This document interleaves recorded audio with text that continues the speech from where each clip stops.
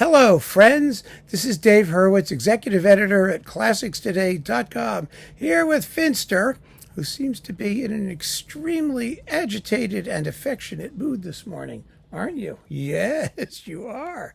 I know. Let's let her, chomp on my hand. So, Warner has been re-releasing as SACDs, as if that matters. I know some of you it does. For me, I don't care at all.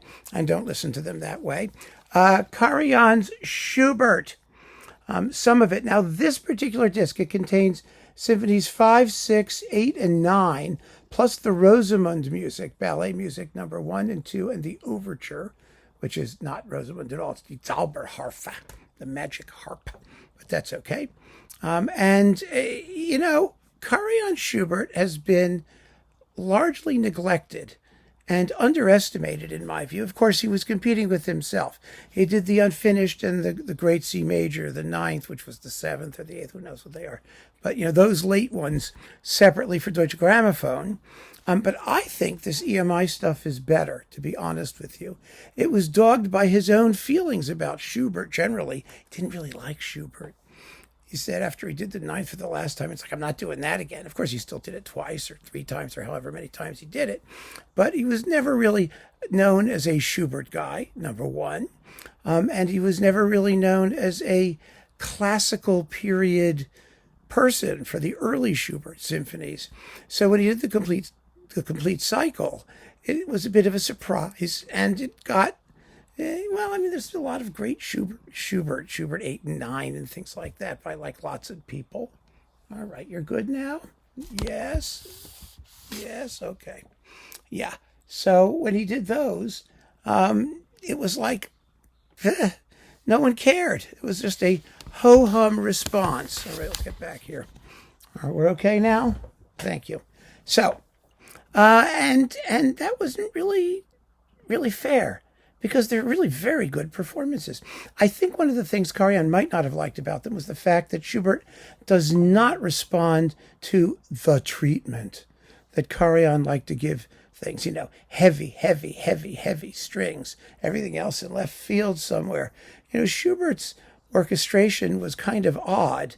The trombones are doing a lot. They kind of blast through the texture.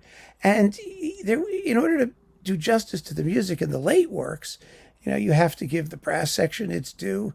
You have to let the woodwinds. None of it's supposed to blend. And Karajan was a blendy guy, but he didn't do it. He didn't deface the music. He really didn't, at least not in his EMI recordings. The DG ones, I think, are a little more homogenized. But with these, he lets the music be. Maybe he wasn't that interested. I don't know. But for whatever reason, he does not Karajanize the music as he did so much other stuff. And as a result, the performances are better. They're more Schubertian. You hear more of what you want to hear in these performances. And they were also quite well recorded in the Jesus Christus Kirche, I think, right? Yeah, something like that. Does it tell us? No, but, you guys all know where this stuff was recorded anyway.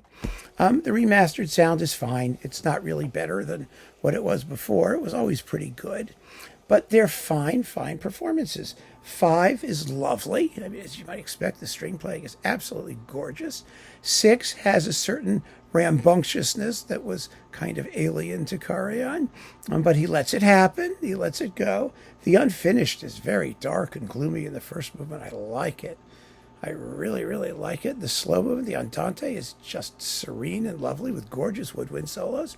And the big one, well, it has very few dead spots. He really gets it. Well, it doesn't take a lot of repeats, thank God. Repeats are out the window. But, he handles the transition to the first movement allegro really well. You've got the wonderful woodwinds in their triplet things. And the trombones are penetrating and cut through the texture. The slow movement is powerful and very nicely paced. The scherzo lively. Quite often the scherzo is like the death of a performance of the symphony because it can be so heavy-handed and if you do all the repeats, it could be the longest movement in the symphony, which is insane.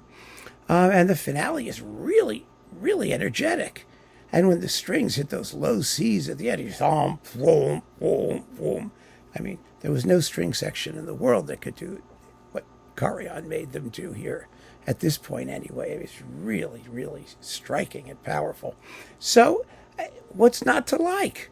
They're good, solid performances. I only wish that they'd done the whole set. The whole set was available separately in a box for a while, but it's usually these last ones that get conglomerated or agglomerated and then reissued.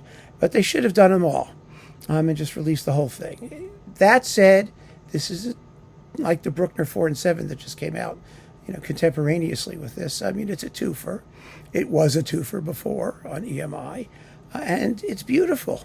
So if you have hesitations about Karajan and you think his Schubert is just there to be ignored, you're wrong. Give it a shot. I think you'll be very pleasantly surprised.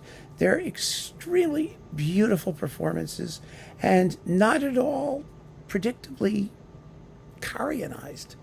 And that's a good thing. So keep on listening, friends. Thanks for joining me. Take care.